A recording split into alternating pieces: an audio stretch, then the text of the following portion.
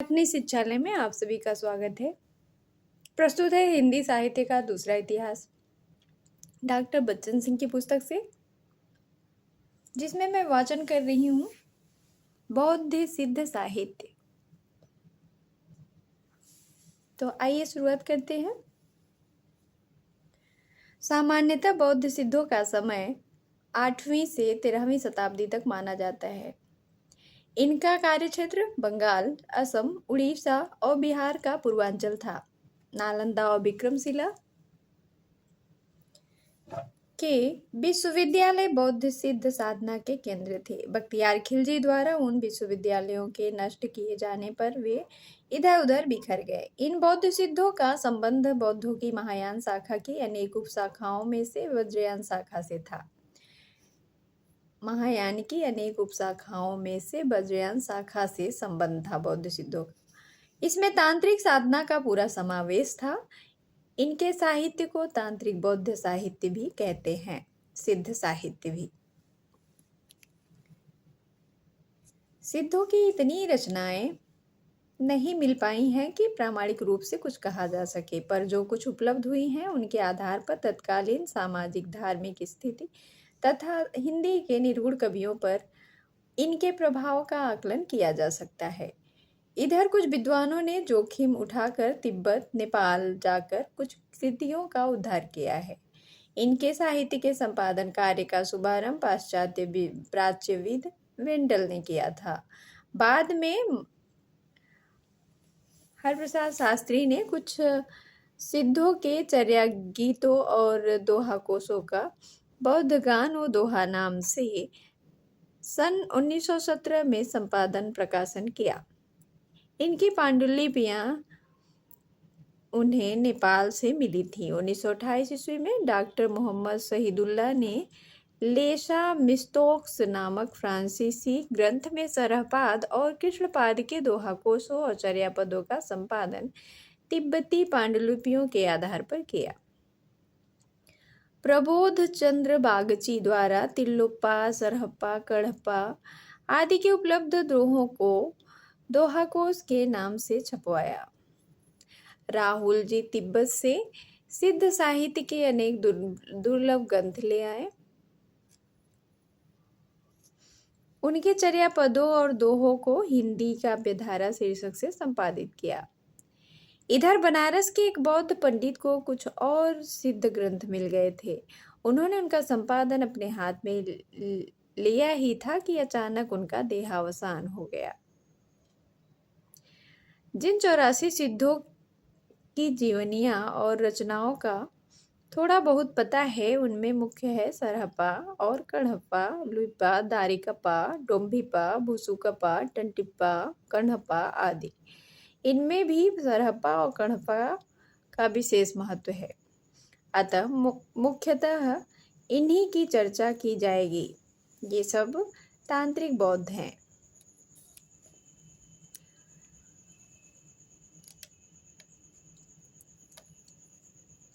तांत्रिक साधना सिद्धों का आविष्कार नहीं थी। यह बौद्धों, शैवों और वैष्णवों में समान रूप से फैली हुई थी, पर बौद्ध तंत्र कुछ अधिक ही रहस्यवादी और विकृतिपरक हो गया था। इनकी तांत्रिक साधना के स्वरूप और सामाजिकता को लेकर विद्वानों में गहरा मतभेद है। देवी प्रसाद चट्टोपाध्याय उनकी साधना में भौतिकवाद ढूंढ निकालते हैं, जबकि दामोदरन उसे हास्योन्मुखी कहते हैं। सारे तंत्रवाद का मूल तत्व देह है, चाहे वह बौद्धों का हो, शैवों का हो या वैष्णवों का हो। देवी प्रसाद चट्टोपाध्याय के मतानुसार यदि यह पूर्ण रूप से भौतिकवाद नहीं तो कम से कम आदि भौतिकवाद तो है ही। कुलार्डव तथा अन्य तंत्रों में यह भौतिकवाद जबरदस्ती थोपे गए आध्यात्मिक विचारों के कारण कुछ अस्पष्ट हो गया है, किंतु सहजिया लोग के सरल किसान गीतों में यह मूल भौतिकवाद जीवित रहा। ठीक इसके विपरीत दामोदरन का कहना है, यह सच है कि तंत्रवाद के वर्ग पूर्व समाज के कृषि कबीलों की बहुत सी मान्यताओं और व्यवहारों को अपनाया अपनाया तथा उन्हें आत्मसात कर लिया, किंतु यह दावा करना कि दोनों एक ही थे समूचे ऐतिहासिक संदर्भ को भूल जाना है। कारण यह है कि सामाजिक विकास की इन दोनों मंजिलों का अध्ययन, जो एक दूसरी से 2000 वर्षों के काल द्वारा विभाजित थी, यह स्पष्ट कर देता है कि सामंतवाद के अंदर विकसित तांत्रिक संप्रदायों का कृषि उत्पादन से अथवा देखा जाए तो प्राचीन भारत के दार्शनिक भौतिकवाद से कोई संबंध नहीं था। वज्रयान में वज्र शब्द हिंदू विचार पद्धति से ले लिया गया। यद्यपि हजारी प्रसाद द्विवेदी वज्रपाणि को यक्षों का एक देवता मानते हैं। वज्र इंद्र का आयुध था, इसमें शत्रु विनाश की शक्ति थी। वज्र को मणि भी कहते थे, जो ऐश्वर्य का बोधक था। उसका एक नाम अस्मि भी था। यह अमरत्व का साधन था। बाद में वज्र का अर्थ बौद्धों का शून्यवाद हो गया। बौद्ध को वज्रसत्व की संज्ञा मिली। वज्रसत्व को समझना नैरात्म्य या निस्वभाव को समझना है। इस नैरात्म्य या निस्वभाव को प्राप्त करने के लिए सिद्धों ने तांत्रिक वामाचार्य को अपनाया। वामाचार्य के मूल में स्त्री पुरुष का अबाधित असामाजिक संभोग है। इसका पौरोहित्य नीच जाति की स्त्री करती है, जिसे भैरवी या योगिनी कहा जाता है। प्रज्ञोपाय, जिसमें स्त्री पुरुष, और पंचमकार मध्य मास मत्स्य मैथुन मुद्रा उसके साधन है। साध्य है महासुखवाद अथवा संभोग की चरम परिणति। जादू, टोना, मंत्र, अभिचार भी इसमें शामिल है। इन उपायों से सिद्धि प्राप्त होती है। यह सिद्धि साधना चाहे किसी कृषि अनुष्ठान से जुड़ी हुई हो, चाहे कबीलाई जातियों की आदिम प्रथाओं से है। यह धर्म का विकारग्रस्त रूप। इस सिद्धि से व्यक्ति को चाहे जो कल्याण हो, समाज का तो अकल्याण ही होता है, ऐसा बच्चन जी ने कहा है। इससे ये पंक्ति बहुत इम्पोर्टेंट है कि वे कहते हैं कि जादू, टोना, मंत्र, अभिचार भी इसमें शामिल है। इन उपायों से सिद्धि प्राप्त होती है। यह सिद्धि साधना चाहे कि कृषि अनुष्ठान से जुड़ी हुई हो, चाहे कबीलाई जातियों की आदिम प्रथाओं से है। यह धर्म का विकारग्रस्त रूप। इस सिद्धि से व्यक्ति का चाहे जो कल्याण हो, पर समाज का तो अकल्याण ही होता है। समाज और व्यक्ति का रुख यथार्थ से हटाकर महासुख की ओर मोड़ देना है। पूरे तंत्रवाद पर टिप्पणी करते हुए दामोदरन लिखते हैं कि आदिम कबीले में जादू ने विज्ञान की भूमिका अदा की थी, यद्यपि निषेधात्मक ढंग से। उसका उदय प्राकृतिक घटनाओं के कारणों को न जान पाने के फलस्वरूप हुआ था, किंतु मध्य युग में विज्ञान ने मूलतः एक सामाजिक भूमिका अदा की। इसने सामाजिक घटनाक्रम के कारणों से अनभिज्ञ लोगों के विचारों और क्रियाकलापों में जड़ें जमा ली थी।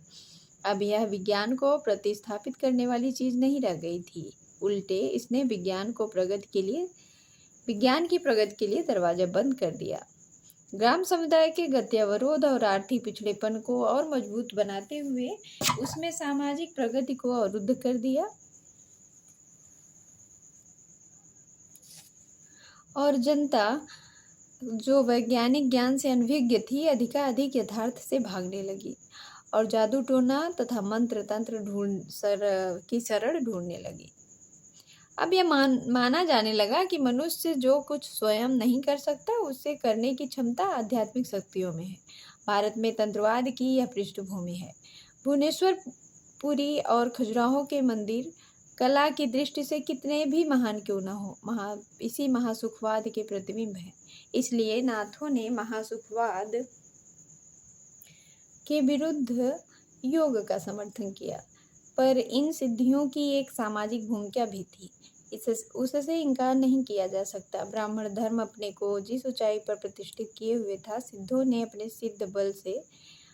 सिद्धि बल से उसका मूर्ति भंजन किया। ब्राह्मण धर्म के विरुद्ध वे तन कर खड़े हो गए कि हम तुमसे घटकर नहीं है, चमत्कार में कुछ बीस ही पड़ेंगे। नीच कहीं जाने वाली स्त्रियों को उन्होंने भैरवी या योगिनी का दर्जा दिया, किंतु जहाँ तक यह सिद्ध जाति पाति की प्रथा, ऊंच नीच का भेद, शास्त्र विजड़ित तत्ववाद और बाह्याडंबर का विरोध करते हैं, वहाँ तक उनकी भूमिका निसंदेह प्रगतिशील है। वे अत्यंत तीखे और दो टूक ढंग से अपने उनका खंडन करते थे। बाद में खंडन का यह स्वर कबीर में भी और जोरदार ढंग से प्रतिध्वनित हुआ। इन सिद्धों में सभी जाति के लोग थे। ब्राह्मण भी थे और क्षत्रिय भी थे, वैश्य भी थे और शूद्र भी। सिद्धों की बिरादरी में के दाखिल होकर जाति भेद स्वयमेव नष्ट हो जाता था। संख्या में शूद्र अधिक थे। कोई कारीगर था तो कोई खेतिहर मछुआरा, कोई तेल निकालता था, कोई भाड़े गढ़ता था। इस समय की सामंती व्यवस्था में खेती का काम शूद्रों के हाथ में आ गया था। भूमि से जुड़कर पहले की हीन भावना कम हुई। उच्च जातियों के विरोध में खड़े होने पर उन्हें बल मिला। सिद्धों ने अपने लिए जो नाम चुने वे द्विजातियों को मुँह चिढ़ाते हैं।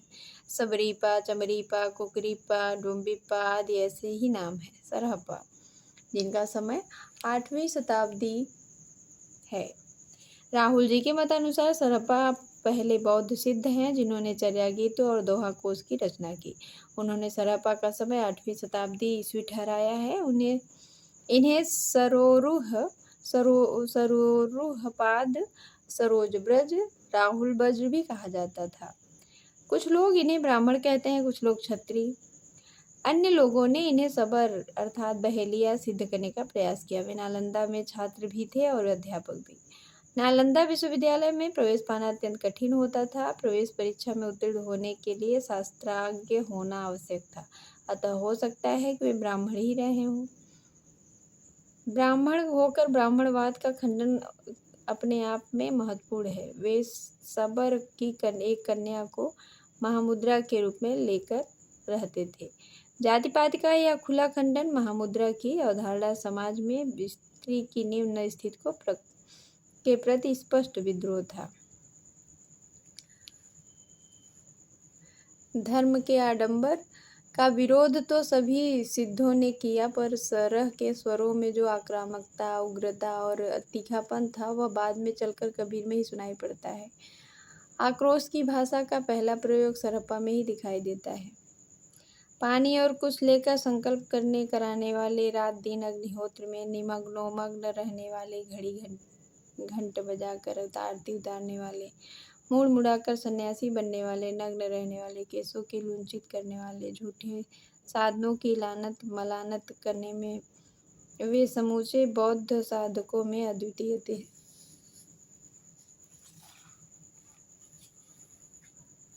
उन्होंने लिखा है, जय रग्गा बिय होई मुत्तिता गुड़ई सियालह लोम पाटड़े अत्थि सिद्धिता जुवई ऋम अम्बई पिछ गहड़ो दिठ मोख ते मोरह चमरह उच्छे भोड़े होई जाड़ता करिया तुरंगह। एक दूसरे स्थान पर ब्राह्मणों की भर्त्सना करते हुए लिखते हैं कि यह कथन कि ब्राह्मण ब्रह्मा के मुख से उत्पन्न हुए थे कुछ चतुर और धूर्त लोगों द्वारा गढ़ी गई कपोल कल्पना है। काया की कृच्छ साधना उन्हें काम्य न थी।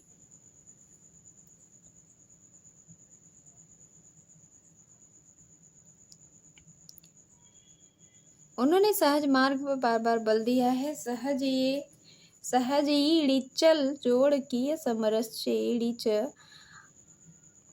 मड़रा सिद्धो सो पुड़ी तखड़े राघव जरा मरड़ई भा।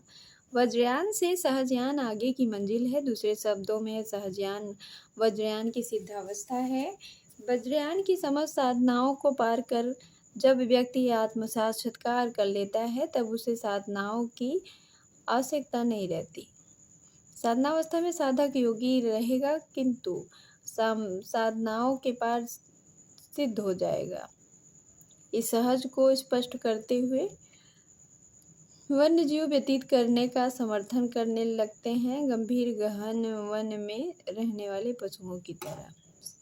सरहे गहड़ गुहिर मग अइहा पशु लो अजी मिरैया। सामाजिक और धार्मिक जीवन की कृत्रिमता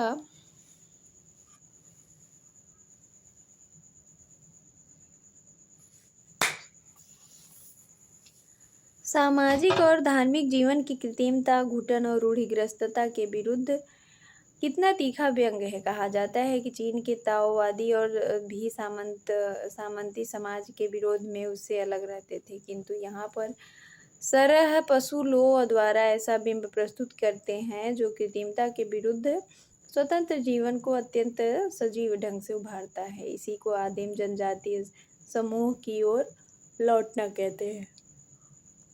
जिस समय पंडित लोग शास्त्र ज्ञान के प्रकाश में परम तत्व का ज्ञान दान कर रहे थे, उस समय सरह उसका मखौल उड़ाते हुए देहस्थ बुद्ध को पहचानने पर जोर दे रहे थे। शास्त्र ज्ञान एक विशेष वर्ग तक सीमित था, जिससे वास्तविक तत्वबोध नहीं हो सकता था। देहस्थ बुद्ध की पहचान सहज मार्ग में ही हो सकती थी। पंडी सकल सत्य बखाणे देहै बुद्ध बसंत न जाने। इसकी ध्वनि कबीर में सुनाई पड़ती है। बहुत ही पढ़ जग मुआ पंडित। शास्त्रवाद से हटकर लोकवाद की ओर जाने की प्रक्रिया अपभ्रंश काल से ही शुरू हो गई थी। प्राय काल कहा जाता है कि बौद्ध सिद्ध गृहस्थ धर्म के विरुद्ध थे, पर सच्चाई इसके विरुद्ध है। सरह कहते हैं कि घर वह खज्जई सहजे रज्जई किधर रा बिरा।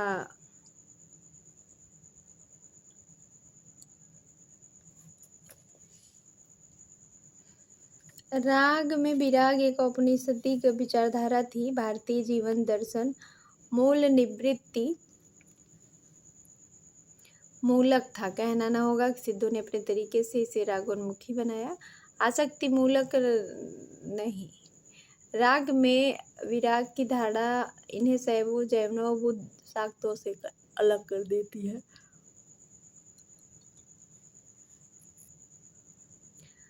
कण्हप्पा 1199 ईस्वी। कण्हप्पा चोटी के विद्वान और पंडित थे। इनके जन्मस्थान के बारे में निश्चित रूप से कुछ नहीं कहा जा सकता। कुछ लोग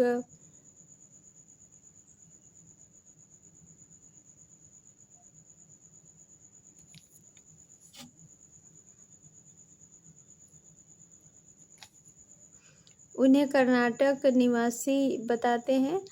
उनके नाम से कुछ ऐसा ही प्रतीत होता है। उन्होंने असम, उड़ीसा, तिब्बत, लंका आदि की यात्राएं की। तिब्बत में उनका बहुत मान था। राहुल जी के मतानुसार पांडित्य और कवित्व में बेजोड़ है।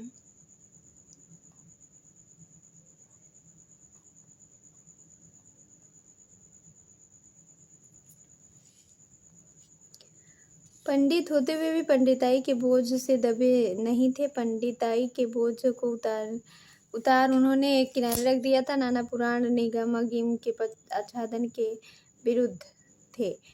उनके जाल से मुक्त होकर ही व्यक्ति जीवन के भीतर प्रवेश करता है।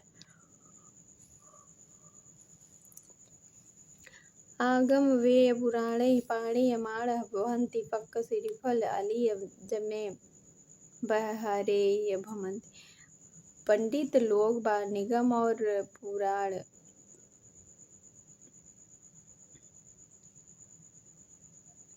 ऐसे भी सिद्ध रहे होंगे जो अपनी सिद्धि का आतंक गृहस्थों पर जमाने में कोई कसर नहीं छोड़ते होंगे।